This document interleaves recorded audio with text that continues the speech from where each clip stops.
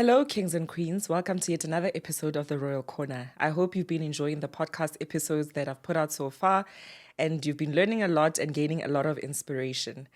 Now, today I'm excited, so excited, because the gentleman that I have with me in studio is absolutely remarkable. It's exciting to see young people in our country doing remarkable things and really being the change that they want to see. Tebogo Thothela, welcome to the Royal Corner podcast. Thank you so much for having me. I've really been looking forward to this, and now we're here. So yeah. Yeah, an early episode recording today is my earliest. Hey? Early recording, but it works perfectly for a Sunday. So I think I'm excited for it. Yeah, so am I. And it's actually interesting. I thought about you some time back, just before I started the podcast itself. I had a list of people that I wanted to bring in conversation because I really think it's through sharing our stories that, we're able to impact the world around us. A young person sitting somewhere is able to gain inspiration. Others are able to see how to overcome some of life's toughest challenges and really talking more and more about these things so that we can see how, the possibilities are endless. So you're one of those people that I had long listed and I'm like, I must speak to this young man. Let me reach out to him. So really thank you for making the time this morning to come and chat to us on the podcast. Yeah, no, thank you. I mean, it is a real privilege. Zulu people say "Wathi indlela ibuza abaphambili," and it's so much so that we've learned a lot from other people who've journeyed before us. And I think the opportunity to come here, have genuine conversations about my own personal experiences, but also to share. Sometimes you learn a lot from sharing, even from the other person. So I'm really looking forward to it. I hope I can answer and have a good conversation, but I know it'll be good. Yeah. And I'm looking forward to it, like I'm saying. Absolutely. Yeah. Thank you. And guys, I must tell you, Tebogo's resume, when you sent me his profile, it's extensive. It is extensive. This man is doing the things. And Tebogo, when I was just reading through your profile, I was like, I wasn't actually aware of the number of things that you've done and how far back your journey started. I obviously met you a couple of years ago when we met at the Wits Law Clinic. Yeah. So maybe where we can kick off the conversation is just in terms of your educational background and why you decided to pursue the particular field of study that you pursued at the time. Yeah. So I always tell people, like for me, so journey back a bit. I mean, my inspiration, I remember I was probably in grade 3 or so, and I was watching the news and I saw Thabo Mbeki appear on television. And here was this man with so much dignity, so much stateliness, but also an example of black excellence.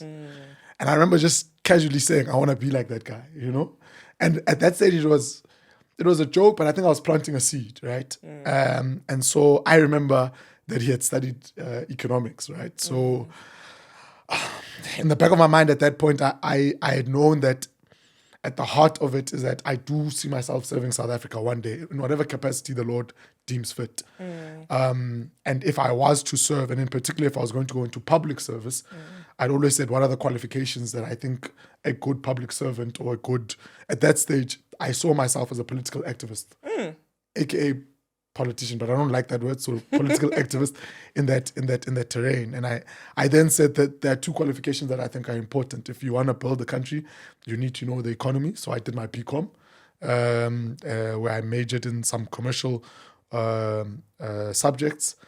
And then I said the law, because I need to know which laws must I not break and which laws I must function. So that's why I ended up doing my BCom and my law degree at Wits. Yeah. And I guess that's where my social consciousness awakening took place, because that's why I got into student politics. Yeah. And I'm glad I got involved in student politics at Wits, because there's a certain element of selflessness that existed at that stage, because you're 20, 21, 19, sure, and you're there defending students' right to access to accommodation, to fees. You have to deal with, it's like a microcosm of society. So the societal challenges that you see of people who can't afford, who don't have food on the table. I always remember this one case where I sat in an exclusion hearing, and there was this brilliant black girl who studied engineering. And she had been excluded not because she was not smart, but because she had to travel on a daily basis at 5 a.m., take a train from Ekurhuleni, so that you could arrive probably even late because the train was not on time. Come on, 8:30.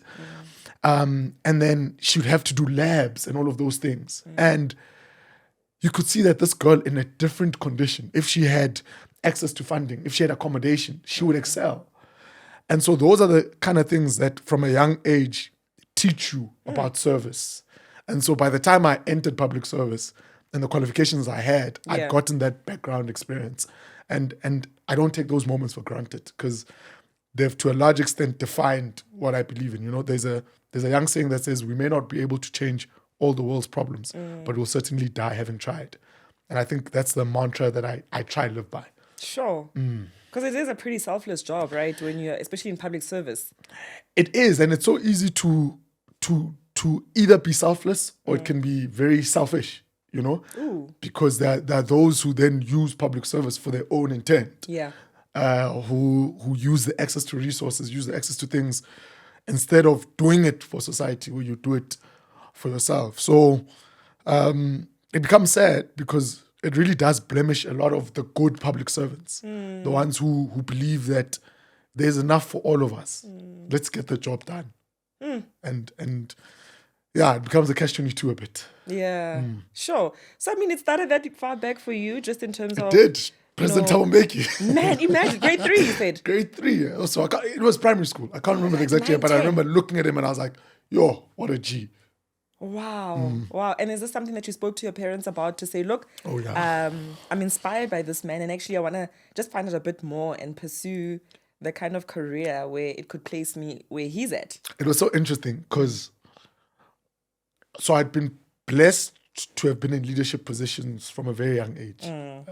Primary school, high school, there was this organization that I belonged to, which still means the world to me, you know, Teen Outreach Christian Club in Soweto, which is a Christian-based youth organization that literally saves so many people's lives, you know, and I was fortunate enough to lead there. So those were my first formative years of leading others, leading peers, some a bit older. Yeah. But when I entered into politics, my parents were not feeling it. They were just like, like, just study, you know? Yeah. And I don't want to lie, I didn't finish my qualifications in record time. I must be honest. The first degree, I think I extended by close to a year and a half. And my parents didn't get it. I remember I'd be chilling on Sundays singing revolutionary songs, and my mom would be like, like you could just sense the level of irritation. Yeah. But I think they finally got it when I probably got into SRC. And I think, I did first year. And then in second year, I became the chairperson of EXCO, Wits. And later on that year, I ran for SRC in my second year. And they didn't get it up until they came to the announcement. There was sort of like some leadership announcement, and they got it. And I remember my dad telling the story that he had to go speak to a good friend of his, and she was like, just let him be. If this is what he's passionate about, just let it be. And so it's only later on that it became about that. But I won't lie, I've pivoted a lot. I don't see myself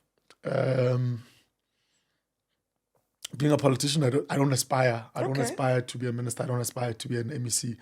I think where God is directing me to is that I do see myself in the administration. So I do see myself as a DG one day. I do see myself as an administrator running the state. And I think that's where most of the work really gets done. Politicians can come and go, but the state is run by public servants. And I think we need good public servants if we are committed to changing the fortunes of our country. Yo, the passion is strong there. Yeah, it is. It's got its days off. Yeah. I think the older you get, it's funny, you know, there's a saying that says, if you're young and not radical, you're heartless. But if you're not old and conservative, you lack wisdom. And so I think the older I've become a bit more practical about the challenges, which is something that shouldn't happen necessarily, because when you're young, we expect you to want to push the envelope, right? Yeah. But I'm towards the end of my youth, and I think now more than anything, I've dedicated myself to public service. That's what I've done. But it can be draining. I can be can draining. only imagine. I don't want to lie. Let me not make it sound all roses. and Glamorous. whatever. No. It can be draining because more than anything, I think when you, I mean, it's a privilege to sit in the rooms that we sit in, right? As young as we are. But it's also a genuine burden because your friends sit there and they ask you tough questions of how are you guys allowing these things to happen? How are you allowing the deterioration to happen? And so you sit in these privileged rooms, you do your best, and we try fight on a day-to-day basis. But sometimes you're like, I think I can check out, man. I think I can maybe just go to private and and Sleep at night. and maybe if I'm lucky, go to a private sector where there's actually a good bonus and worry about those obligations. But I think every single time I've tried to leave, God has just said, no. This is where I've planted you. Where are you going? He said, no. I would laugh. My close friends know that I'd go into an interview and kill it. There was one where I did 6 stages of interviews. Yeah. Got to the final end. And then at the end, it was like a no. And I kept on asking myself, why? And I think I'm now starting to believe that maybe there's a purpose why I'm here. And I need to fulfill that purpose. And I think once I've fulfilled it, when the time is right, God will make it happen. Absolutely. Sure. So you started your career in the public sector? Actually, no. I initially started in a regulatory association. Okay. There's an industry association for responsible alcohol use. Yeah. And I spent some time there, not too long, and this is shortly after graduating, finishing my first qualification. And it so happened that there was a vacancy at the Gauteng Department of Health in the office of the MEC. And the public service is such that it allows for headhunting. So there's competitive process, but in an office of an executive authority, there's a certain position where an executive authority can headhunt. They can just say, this is the spec, go find someone with that. Okay. And so at that stage, the MEC of Health in the province was Gauteng Mahlangu, and it so happened that she had a vacancy in her office, and she was like, would you want to come join my team? And that's how I entered public service. And then from there, I've worked with her, worked with Dr. Gwen Ramokgopa, worked with Dr. Bandile Masuku, and I end up at the office of the Premier, ironically, because my contract ends at the Department of Health. And they're just like, sorry, bro, we can't renew. And so I was out of a job. And it so happened that the same job that I was doing at the Department of Health, there was the same vacancy at the office of the Premier. And it was also headhunting there. And the Premier at that stage was Ntate David Makura. And so I spent about 2 weeks without a job, and they found out that I didn't have a job. They're like, what do you mean? It was 2 weeks? Yeah, it was 2 to 3 weeks. Yeah. And then by week 3, went through the process, and I worked with him for around about 6 months, and then you would know that he left public service, and now I've been working with Ntata Panyaza Lesufi. So it's been good. It's been good. I have been privileged to work with a variety of leaders, and with each of them I've learned a different thing. And I think each of them have contributed to who I am today. Yeah. Sure, you're in big rooms, hey? We can say that, but I mean, it's what are we doing in those big rooms? Absolutely. That's my big obsession. Absolutely. So I don't think I want to be known for having been in big rooms. I would want to say, what is it that you did when you were there? When you were there? Yeah. What is it that you guys are able to achieve? So I think that's my big obsession right now. Yeah. I don't want to be in big rooms and just be in big rooms. I want to be able to say, look, we averted this in Gauteng because I was there, or I contributed to this, or this level of stability, we're able to resolve that. So I think those are some of the things that push me, but there are also some of the things that make me ask myself, do I really want to be in these big rooms? Sure. Yeah. You know, like I was saying, when I was just introducing you, I was saying it's so incredible to see someone as young as yourself stepping into these rooms and being the change that you want to see? Because I think it's of critical importance that you've been afforded a seat in these rooms. Yeah. And what are you doing? What is the impact that you're actually driving? What is that change? Now, in terms of your current role, what is it that you currently do in the Premier's office? Yeah, so I think last year I stopped being the Premier's parliamentary councillor. Okay. At the end of when we did the transition handover to this new administration. So I'm now the head of the DG's office. So in the province, the easiest way I can explain this is that a premier is basically like a board chair. Okay. In private, so they're responsible for policy. So the policy direction of the province, the policy implementation, the vision, the strategy. That's what premiers and MECs are responsible for. Okay. Then each of the departments have got what we call a DG at national. In the province, departments have got HODs, but at the office of the premier, they've got a DG. And they're basically the CEOs. That's the best way I can do it. Okay. So I head the CEO's office, the DG's office. So I am in the simplest form, I'm like a chief of staff. Okay. So I deal with assisting the DG in achieving the task that the executive authority in the form of the premier has sort of pronounced. So we must then run and deliver on that vision. So that's what I do. Sure. So it might sound a bit glamorous, but it's got a bit of admin. Yeah. It's a lot of paperwork, a lot of follow through, a lot of meetings, I can imagine. A lot of meetings. Yeah. I think we spend too much time in meetings in government. I want to be honest. But unfortunately, the central role of the office of the premier is to lead, is to coordinate, and is to oversee. And you can't oversee and coordinate without meetings. So unlike the Department of Health, where a lot of it was frontline, I spent a lot of time in facilities, spent a lot of time in clinics. I mean, we were on the ground delivering babies with Dr. Masuku. And I was like, what am I doing? I'm like, I'm a porter, I'm moving around. And those are great experiences. I don't want to lie. Being at the Department of Health, even during COVID, because that's where I was at, we're at the heartbeat of, we worked every single day, and we worked with dedicated men and women, medical practitioners, porters, people who, when everyone else had to recede to their homes, they had to work every single day. And for me, it taught me the love of public service, but it was, by the time I was done there, I was like, finished. I was finished. I don't want to lie, I was finished. I was completely done. And I was like, I don't want to be in a frontline department again. But I learned a lot. And maybe sometimes I needed to move out of a frontline department into more of a strategy department coordination. And I think that's where I'm at right now. Yeah. Sure, that must have been hectic in COVID when you were at the Department of Health, because that was a wild time. It was, I've just done my master's in public administration, and my research topic that I was doing there, my paper's gone in for examination. I'm looking at the agility of the public procurement framework to respond to disasters. And it's because we were dealing with a disaster. And when we're dealing with a disaster during that time, it's easy for us as this generation to talk about 1994 and be anecdotal about it, be like, oh, they gave up too much, they should have done this, they should have done that.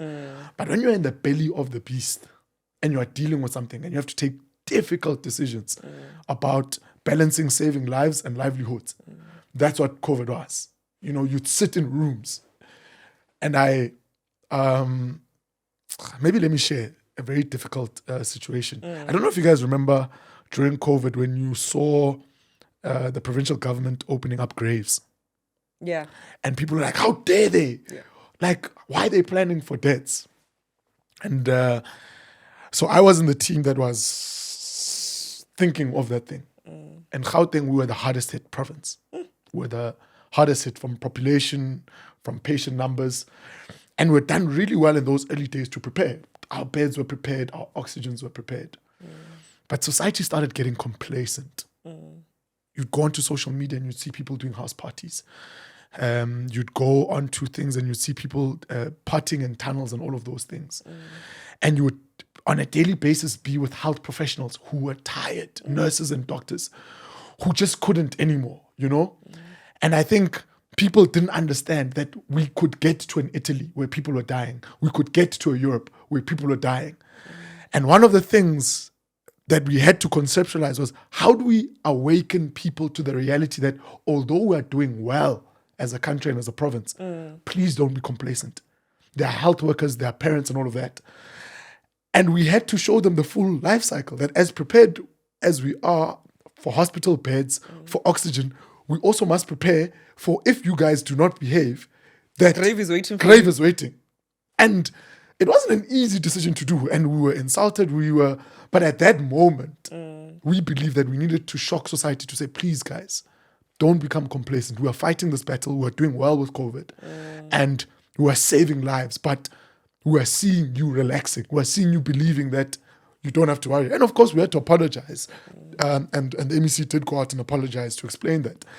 But, the same way Rev Frank Chikane writes a book about the things that could not be said. There's so many things that we cannot publicly say. This is the first time I'm also saying it. Yeah. About the difficult decisions when you're sitting there that you have to take on behalf of society. And I think when you're given that responsibility, it's not just the easy decisions. It's, you see everything, the full value chain, and you must take difficult decisions on behalf of those who society has given you the privilege to lead. And it's not easy. Yo, I can't imagine. It's not easy.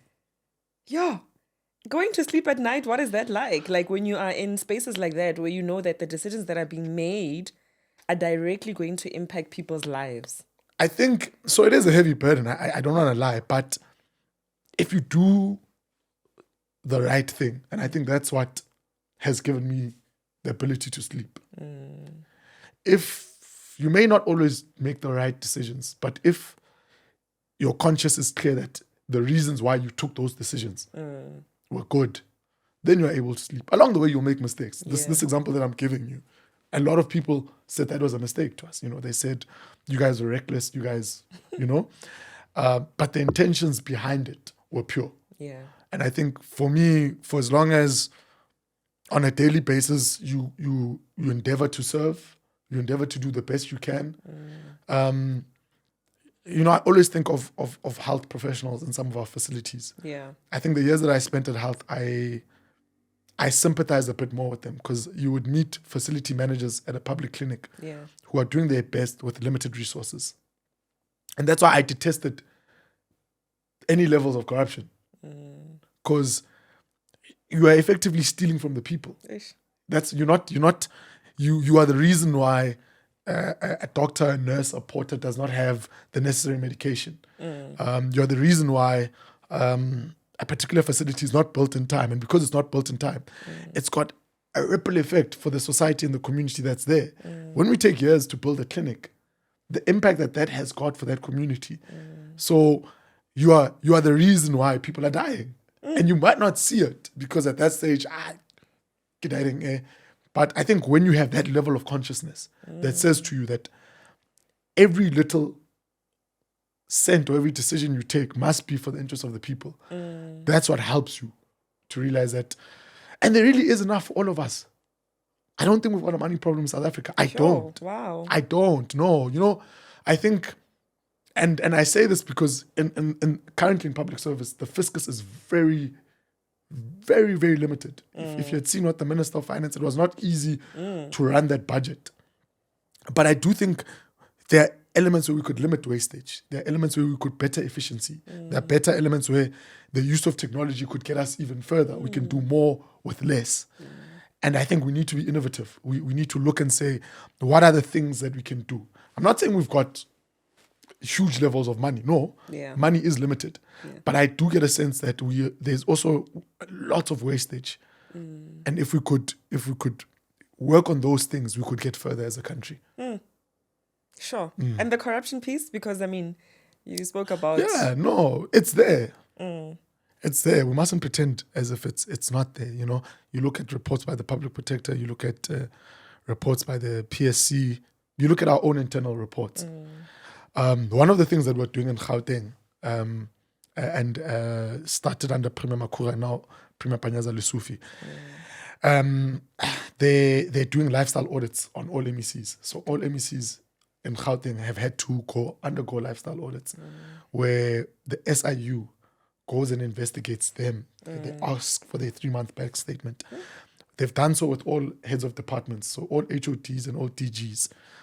And now they're zooming into the people who deal with procurement. So all supply chain officials they're looking into their lifestyle. And where their lifestyle does not match what they earn, there's a level of explaining that they have to do and possible consequence management. Yeah. But I used to have a friend of mine that used to say that we sometimes think corruption is a money issue. But corruption in society, and she would explain it so easily. She goes, when we are in a line at a concert or wherever, and people are in a line and they're following rules and processes, and you allow someone to go in front of you, and you give them an undue benefit over everyone else that has been in this line. That's the level of consciousness we must have about corruption as a society. That when you give someone else undue, where you neglect everyone else's rights who has been standing there. And I think once we've got that level of consciousness in private sector and public sector, where, there's a friend of mine who visited a Scandinavian country, Sweden, and there they don't even have this thing of ticket checking or in a train. But the consciousness of the people there is such that he was traveling with them and he was like, no, but guys, why are we paying if there's no one that's going to search? The people around were like, no, we must pay. And so it is not just government's responsibility. As a society, all of us, because there's a corrupter and a corruptee. And in what I've learned is that it takes both private sector and public sector. But if we're to really defeat it, it requires all of us as society. We must call each other out, Kong, rockets, and an unusual lifestyle, cash it. Someone must say to us, what is our social consciousness? Yeah. And I think that's what's missing. And if we don't fight for it as a country, we're gone. Sure. That's my honest view. And I keep on saying, when people ask me that, where I am right now, I think we need strong state institutions. I see the good leaders, but we need to buffer ourselves from any political leadership or any bad administration through strong institutions. Yeah. Those are the Constitutional Court, Public Protector, Public Service Commission. If we don't have strong institutions, and it's not even those type of institutions, it's also having strong moral fiber institution. A strong Kaizer Chiefs, a strong Pirates, a strong ZCC Church. Those black African institutions that we believe in, that can call each other out. Yeah. That can say, no, that's not what we do. The church must say, this is not what we do. Yeah. Various institutions in a society must say, we don't do this in South Africa. We don't allow this. If we don't have that, we're gone. Sure. And how do we, and I think that's really critically important, because you need to go to the root of it, right? And make sure that the moral fiber of the society itself, and I mean, looking at our country, South Africa, we are marred by a past that, if you look at the apartheid era, there's a lot of, it's been how many years now since 94? 31. 31. 31. So I guess we're a relatively young democracy. Yeah. I guess going into our maturity to a certain extent, but there's still, we look at what is happening around us, the level of unemployment. We look at some of the injustices that happened in the past, where black people were really relegated to townships, as an example, and there wasn't equal opportunity. So I think there's almost there's still that sense of, let's play catch up at every and any cost. And how do we fix that? Because we talk about it, but we're not really, are we doing enough to fix that from a moral fiber perspective? Yeah. That's so spot on. And I mean, I'll share an experience. I had the privilege of going to, I'm not sure if I can say privilege under the count.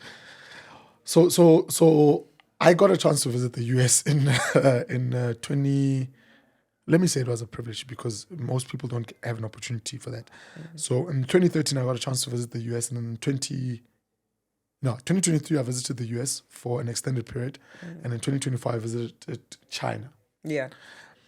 And what stuck me about both those countries, as mad challenges as they might have right now, is that there's a huge level of national identity. When you go to the Chinese and you visit them, they've got one common identity. It's clear. The Chinese Communist Party said, we're moving in this direction. And they've got a funny thing where they say that democracy is great, but we're going to do democracy our way. Okay. And they argue that what is democracy without progress? So it's one thing to say someone's got the right to education, but we prioritize making sure that people have got education. That right is good to have, but what's more important is that the delivery of that right is what must be done.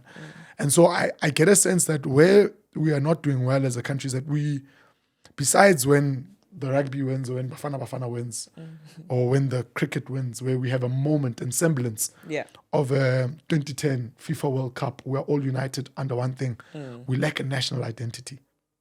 And I think one of the things that we really need to push is what do we as South Africans say, these are the three things that unite us. And we all rally behind those three things.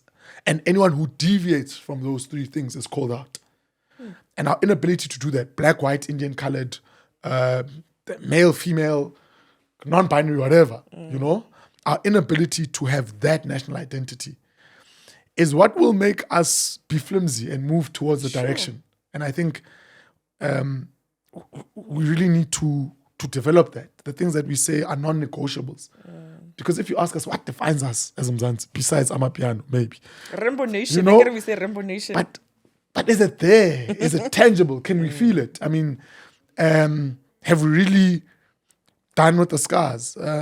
And I guess up until we have that, we won't be able to feel the direction we're going in. We tend to be all over, you know? Yeah. And I think when we're all over, we're not going to achieve much. And so I've enjoyed looking at some of the local government leaders who don't try to do big things. I'm going to focus on these three projects. And these are my three projects, and that's what I'm going to deliver on. And society will rally behind you. And they will support you if you sort of do that. But I think that's where we're missing, a national identity. A sense of pride. You know, when I got to the US, as messed up as it might look like right now with everything, but everywhere you went, there was an American flag. Yeah. Everywhere you went, there was this thing of this is who we are. Pride in your country. Yeah. And we lack that. And that's why people can come and do whatever they want in South Africa. Because no one says you don't do this here. And that's why we ourselves can mess up our own country. We can go vandalize our own infrastructure. Yeah. Because we don't have that pride of saying this is ours. Yeah. It's like the one who squanders their inheritance. But when you understand that this is your inheritance, you will guard it jealously. We don't have that. Sure. And I think that's our problem. Yeah, that's really deep, eh? Yeah, I'm sorry for going that deep. No, it's beautiful. It's beautiful to hear that. And really, I mean, as I'm sitting here speaking to you and hearing your thoughts on these things, it's really, I've got so many questions in my mind. I mean, it's triggering a lot. And you said that from a political perspective, you're not particularly interested in that. But in my mind, I'm also like, okay, how do you form part of public service without being interested in the politics, especially in the kind of space that you're in? And you also highlighted earlier that there was a point in time where then your contract ended. Yeah. What does that actually look like? So for a young person who's out there who's going to see this episode, or a Cyril Ramaphosa, back then you saw Thabo Mbeki, and this young person says, I want to actually be a public servant. I want to serve the people of South Africa.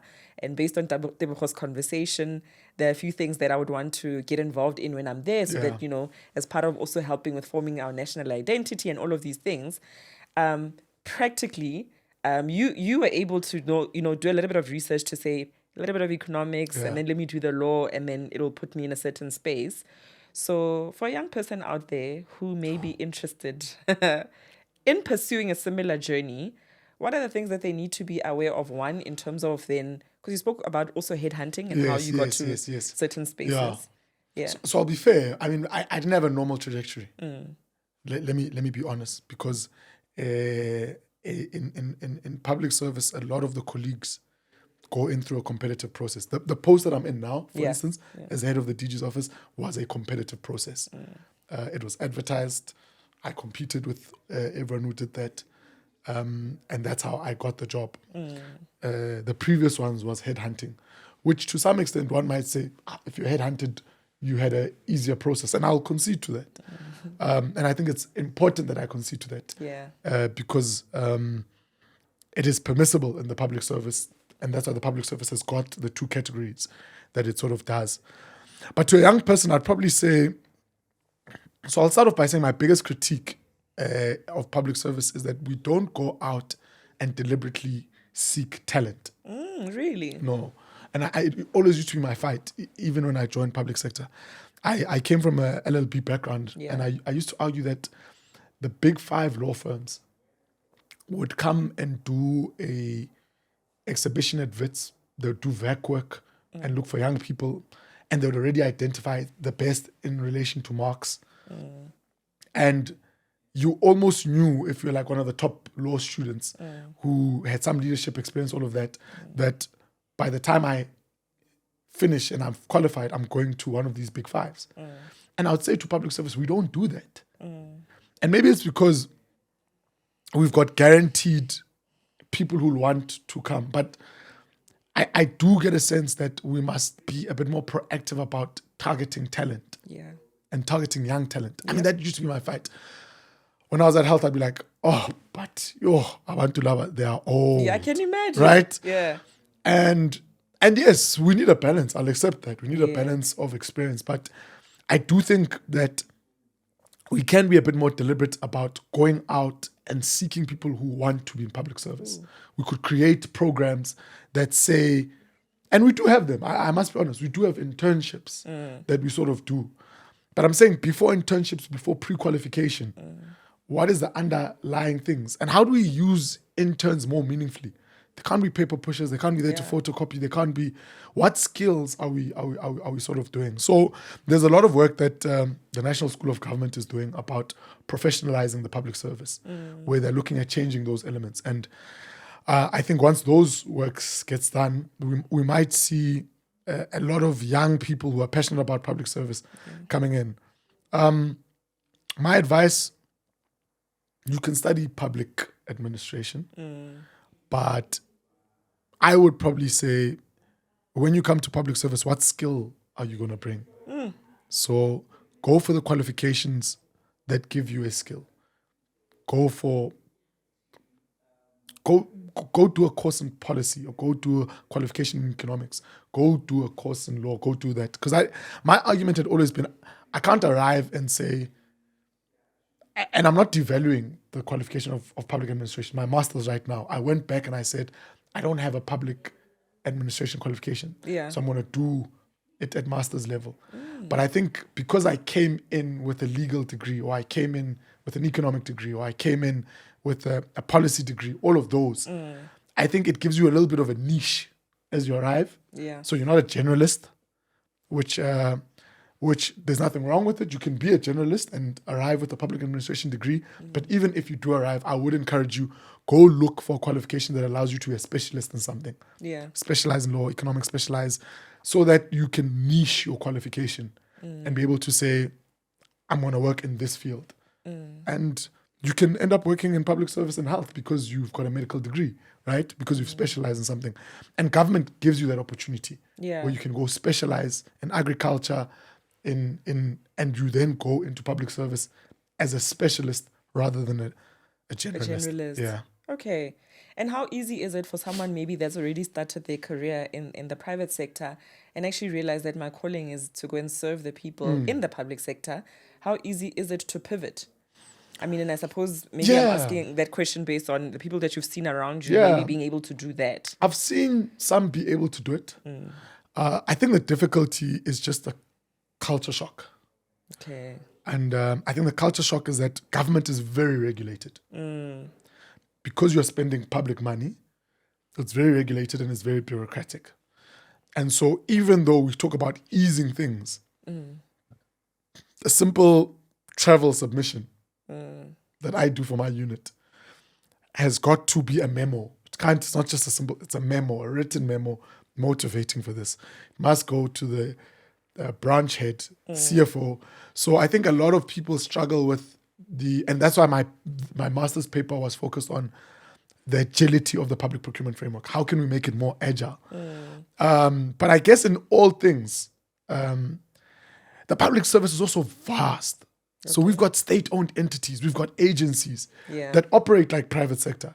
right? So I would encourage you to look beyond what is just a department. In Gauteng, the Department of Economic Development has got one of the biggest agencies, you know. The Gautrain that you use is actually a state entity. It's a state-owned company by the Gauteng provincial government. Yeah. So there's a lot of things that you can meaningfully contribute towards in the public service. It's not just departments. So there are elements of being able to easily pivot, because it won't be a culture shock if you move from Mackenzie and you go work for the Gauteng Management Agency, or if you go work for the GGDA, which is our Gauteng Growth and Development Agency. Yeah. You might struggle when you come into a department, but I don't think it would be that much of a struggle, because even then there are niche things that we've developed that allow you to bring in your skills. And I've got colleagues who have come from the private sector who've then come into public sector. One of my, not regrets, but one of my considerations, to be honest, is that I do think I want to move out of public sector, go into private. Okay. A little bit, gain a bit of that experience there. And I think coming back later on into public service, I might be more of an asset, because I would have brought a different level of experience. Yeah. And those colleagues sometimes bring that level of experience that I might have not, or we might not have in public sector. Yeah, for sure. And I'm wishing you the best with that. Thank you. I mean, Thank the words you. that we speak, we plant seeds, Thank right? you. Thank you so much. May it come to pass. Thank you so much. Thank you so much. Yeah. And then I'm very interested in also then knowing a bit more, because I know you're passionate about education. Yeah. You are currently sitting on the Executive Committee of Convocation Yes, at Wits. Yes. As currently the youngest member. Yeah. So, I mean, I've got a long relationship with Wits. I was a student leader there. I got my 3 qualifications there. And so I'd always had a very strong relationship with the leadership structure, probably up until 2017 or so. And then I backed off a bit. But a part of me had felt that, you know what, an opportunity to give back. And so the Convocation is the alumni organization. So we are the committee that must look out for the interest of all graduates of Wits University. So we see value in Wits and what Wits can do for both the country and the world. We see value in the qualification that Wits has given us, and we want to maintain the gravitas of the institution and ensure that it becomes an institution that continues to lead both in the country and in the world. So for us as its convocants, that's what we're focused on. Yeah. So I sit there. Our president is Khomotso, also a fairly young black woman. And I sit with really great colleagues, some colleagues from the private sector, colleagues who some sit in Discovery, Investec, others sit in various organizations. And our main responsibility is to look at the direction of the university and ensure that the management continues in the direction that it should be. Yeah. And I mean, Wits has transformed a lot. Wits has really transformed a lot when you look at its journey that it's been able to do. Yeah. But it still has its challenges. If you speak to the student leadership, who, of course, I'll have a strong affinity to because I'm a former student leader. Yeah. Some of their challenges relate to things that we had to go through. But we see the strides that the university has done to sort of cushion the challenges that are there. So even in my capacity at the Gauteng provincial government, I then also must say, because Wits exists in Gauteng, what is my role in ensuring that not just Wits, but all institutions of higher learning are able to excel? So there's a bit of work that we're doing with my boss, the DG there.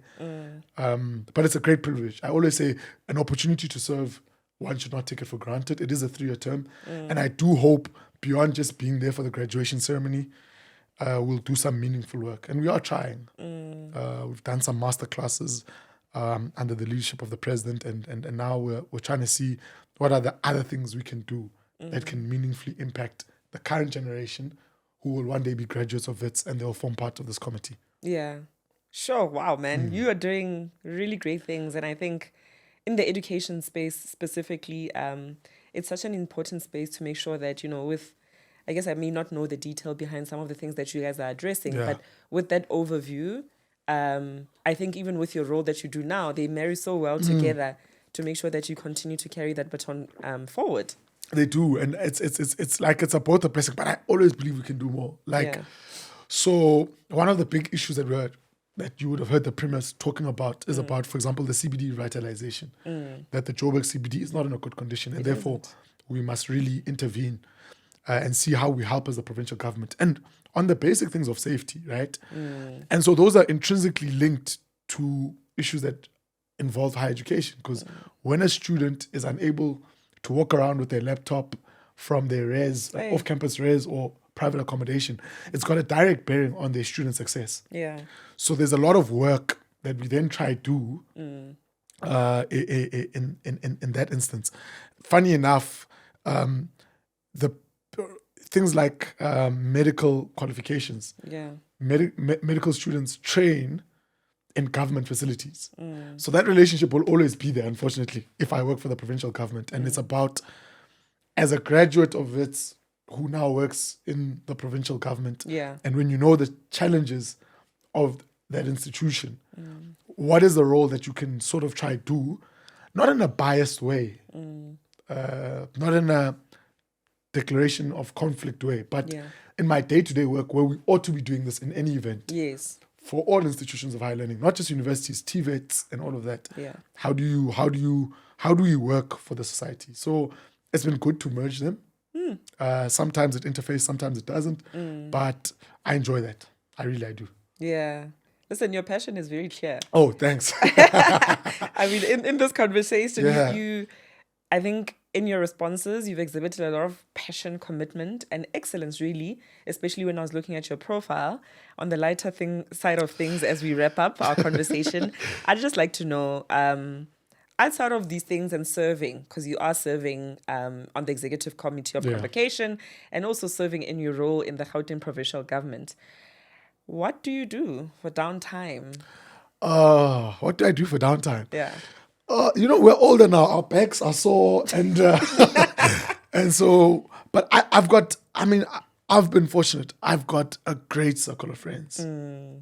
I've got a great circle of friends, different circle of friends, and so I enjoy spending time with them. I've also been deliberate over the last couple of years of